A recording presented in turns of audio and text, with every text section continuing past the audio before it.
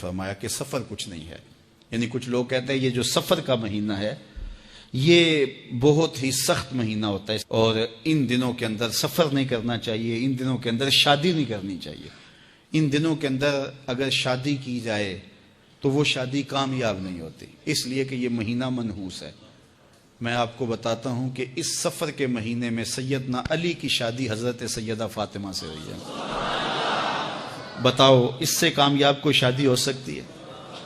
کوئی کہتے ہیں جی اس مہینے میں اگر شادی ہو تو اولاد نہیں ہوتی. حضرت علی اور سیدہ فاطمہ کی شادی ہوئی ہے، حسن اور حسین پیدا ہوئے ہیں. ایسے کوئی بیٹے تو لاؤ زمانے میں.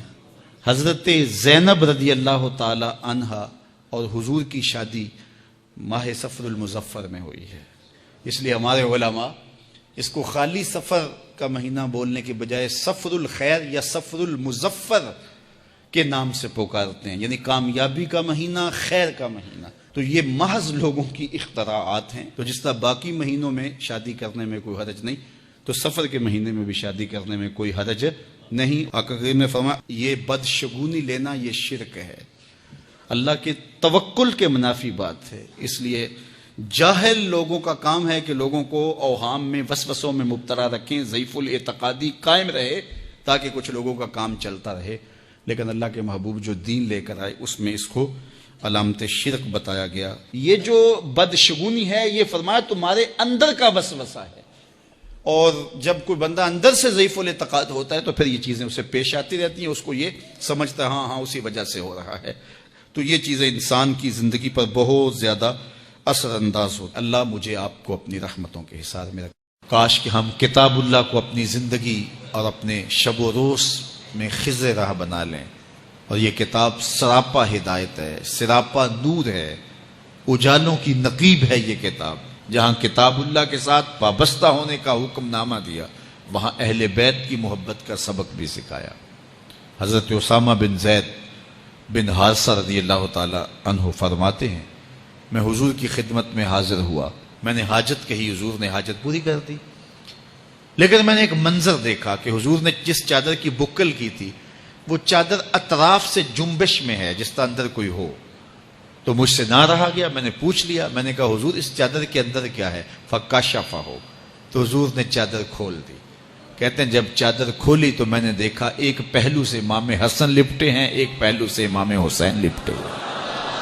کہا یہ میرے بیٹے ہیں، یہ میری بیٹی کے بیٹے ہیں، اے اللہ میں ان سے پیار کرتا ہوں، تو بھی ان سے پیار کر، اور جو ان سے پیار کرے مالک اس سے بھی پیار کر. تو ان کی محبت کا درس دیا. فرمایا احب اللہ لما یغزوکم من نعمہ، اللہ سے پیار کرو کہ وہ تمہیں نعمتیں عطا کرتا ہے، اور میرے سے پیار کرو میں تمہارے رب کا بھی محبوب ہوں. اعظم کی قبر پہ اللہ کروڑوں رحمتوں کا نزول کرے. کیا کمال کہہ گئے، اپنا معیار زمانے سے جدا رکھتے ہیں، ہم تو محبوب بھی محبوب خدا رکھتے ہیں. فرمایا مجھ سے پیار کرو میں تمہارے رب کا محبوب ہوں. اور تیسری بات پھر میرے حضور نے فرمائی وَأَحِبُّ أَهْلَ بَيْتِي لِحُبِّي، اور میرے اہل بیت سے میری وجہ سے پیار کرو کہ وہ میرے اہل بیت ہیں. اور اس کی ترغیب دی اور اس کے لیے تحریص دلائی. بلکہ حضور نے ان کے فضائل بیان فرمائے، مناقب بیان کیے، ان کی عظمتوں کو بیان کیا. لوگوں کے سامنے ایسے اعمال ہیں حضور کے جس سے اہل بیت کی محبت دل میں پیدا ہوتی. ممبر پہ بیٹھے ہیں میرے حضور، امام حسن اور امام حسین آ رہے ہیں، حجرہ فاطمہ سے نکلے، چھوٹے بچے ہیں، کبھی گرتے ہیں کبھی سنبھلتے ہیں. حضور ان کے لیے خطبہ چھوڑ کے لینے کے لیے چلے جاتے ہیں. اللہ اکبر. حضرت عبداللہ بن شداد کہتے ہیں کہ آقا کریم تشریف لائے تو حضور کا مبارک نواسہ حضور کے ساتھ تھا، شہزادہ ساتھ تھا.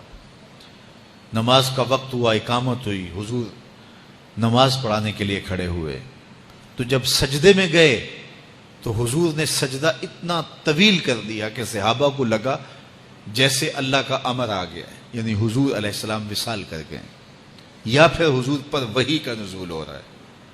سجدہ طول پکڑتا جا رہا ہے. حضرت شداد بن حاد کہتے ہیں کہ میں بھی نماز میں تھا، خیر میں نے سجدے سے سر اٹھا کے دیکھا تو کیا دیکھا کہ شہزادہ حضور کی پشت پہ بیٹھا ہوا ہے.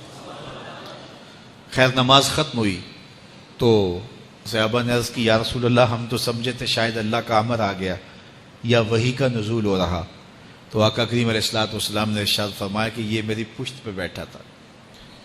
ان کی دل جوئی کے لیے حضور سجدے کو طول دے رہے ہیں۔ میں ایک جملہ یہاں کہنا چاہوں گا، یہ لکھا گیا نا کتابوں میں کہ نبی کا خیال آئے تو نماز ٹوٹ جاتی ہے، یہ کہنے والوں نے کہا، لکھنے والوں نے لکھا، اس پہ عقیدے بنے۔ میں بات نہیں کرتا کہ کون تھا، کس نے لکھا، جس نے بھی لکھا اور انہوں نے باتیں کی کہ نبی کے خیال سے نماز ٹوٹتی ہے، میں ایک ہی بات پوچھتا ہوں، میرے رسول کے خیال میں کون تھا کہ سجدے کو طول دے رہے تھے؟ اور مجھے فتویٰ دو کہ رسول اللہ کی نماز ہوئی ہے یا نہیں ہوئی؟ صاحب اگر نبی کے خیال میں امتی ہو تو نبی کی نماز نہیں ٹوٹتی، تو امتی کے خیال میں نبی ہو تو پھر امتی کی نماز کیسے ٹوٹ سکتی ہے؟ باقی رہی بات خیال کی، آؤ بخاری اٹھاؤ۔ حضرت کعب بن مالک رضی اللہ تعالیٰ عنہ، یہ کون سے صحابی ہیں جن کی بخشش کا اعلان، توبہ کا اعلان اللہ نے قرآن میں کیا ہے؟ حضرت کعب بن مالک کہتے ہیں اصلیو قریبا منہ، جب میں کھڑا ہوتا حضور کے قریب ترین کھڑا ہوتا۔